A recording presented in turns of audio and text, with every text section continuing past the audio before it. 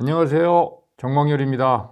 오늘은 제가 교육에 대해서 좀 말씀을 드리려고 합니다. 자, 이 교육 문제는 워낙 중요하기 때문에 제가 1부하고 2부로 나눠서 말씀을 좀 올리겠습니다. 1부는 제가 생각하는 방향에 대해서 말씀드릴 거고요. 2부는 그래서 어떻게 할 것인가에 대한 이야기를 하려고 합니다. 저는 사실 교육 전문가는 아니기 때문에 교육에 대해서 제가 감히 말씀드리는 게 적절하지 않을 수도 있지만 이 우리 춘천시 앞으로의 방향이 우리 교육부의 교육 방향 말고도 또 춘천시가 해야 할 일들이 꽤 있기 때문에 그 부분에 대해서 좀 말씀드리려고 합니다. 지금 교육에 대한 가장 큰 질문이 뭘까요? 우리 애가 열심히 공부하고 있는데 제대로 가는 걸까? 아마 이걸 겁니다. 저도 자식을 둘을 키운 입장에서 얘들이 선택한 과목과 전공이 과연 이 아이의 적성과 미래에 잘 맞았는지에 대해서 항상 궁금함이 있었습니다. 더군다나 지금 인공지능이 출현하면서 이러한 걱정은 더욱더 커지고 있습니다. 가장 큰 문제는 인공지능이 일자리를 줄이거나 바꿀 수 있다는 거죠. 세계 경제 포럼 자료를 보면 한 40% 정도가 AI가 일자리를 없앨 수 있다. 즉 40% 정도의 일자리는 AI 때문에 사라질 것이다. 가까운 시일 내에 이렇게 전망을 하고 있습니다. 그러면 열심히 공부를 해도 일할 곳이 없어지는 그런 일이 생기는 거죠. 이거는 일자리가 줄어드는 게 문제가 아니고 일자리가 변해가는 속도가 너무 빨라진다는 게 더 큰 문제입니다. 일자리 변화에 준비가 안 된 아이들이 사회에 나갔을 때 그들이 일할 수 있는 곳이 없어질 수 있다는 그런 문제가 생기는 거죠. 자, 이거는 숫자로도 찍혀 있습니다. 미국의 경우를 말씀드리면요. 작년 한 해에 일자리로 직업을 잃은 사람들이 5만 4천 명 정도 된다고 나와 있습니다. 이게 2023년부터 누적하면 7만 명이 넘는데요. 7만 명 중에 5만 명 이상이 작년에만 일자리를 잃은 사람이라는 걸 생각하면 이 속도는 점점 빨라지고 있다고 볼 수 있는 거죠. 또 여기서 더 심각한 거는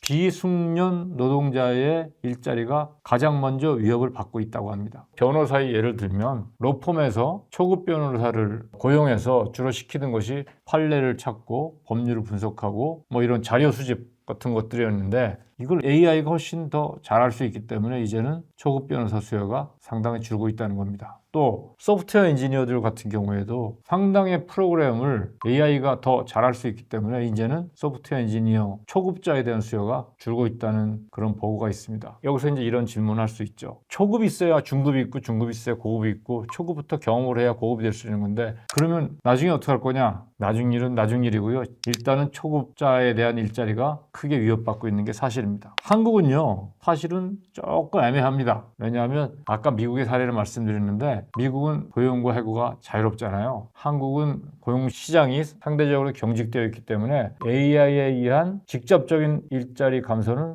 아직은 크지 않습니다. 그러나 곧 닥칠 수 있는 것은 좀 더 가치가 낮은 직무로 사람들이 전환될 수도 있고요. 또 자신들이 원하지 않는 만족도가 높지 않은 일을 억지로 떠맡아야 되는 일이 발생할 가능성이 매우 높습니다. 그리고 이러한 사회적 압력이 가중되게 되면 결국 일자리를 잃는 것으로 연결이 될 수 있겠죠. 개인적인 말씀을 좀 드리면 저는 아시다시피 진로를 여러 번 바꿨습니다. 군인이 되려고 했고 또 기업인이었고 또 공무원을 했습니다. 환경이 바뀌면 그 일에 적응하기 위해서 노력을 많이 해야 되는데 이 세 가지 직종을 다 경험했던 저의 과거를 돌아보면 그때가 정말 큰 도전이고 보통 힘든 것이 아니었습니다. 정답 하나만을 목표로 하는 교육은 그만큼 힘들고 앞으로의 리스크가 크다고 할 수 있습니다. 이렇게 변하는 세상에 우리는 아이들을 학교를 보내고 학원으로 보내고 또 좋은 기회를 찾아주려고 합니다. 그렇지만 아직도 우리 대부분의 부모들 마음속에는 의사, 변호사, 또 스카이 이런 단어들이 떠나지 않고 있죠. 공부를 잘하고 좋은 대학교를 가는 것이 절대적으로 필요한 것은 사실이라고 할 수 있겠습니다. 사람에 따라 다르겠지만요. 그렇지만 이것이 이렇게 변화가 빠른 시대에 우리 아이들의 미래와 또 행복에 어떠한 보증이 될 수 있느냐에 대해서는 우리 모두 불안감을 갖지 않을 수가 없습니다. 그래서 저는 교육에 대해서는 중요한 것은 방향이라고 생각합니다. 우리 아이들을 어떻게 잘 성장할 수 있게 이끌어 나갈 것인가. 이것은 무턱대고 공부를 잘하고 인류대학을 가는 것과는 결이 다른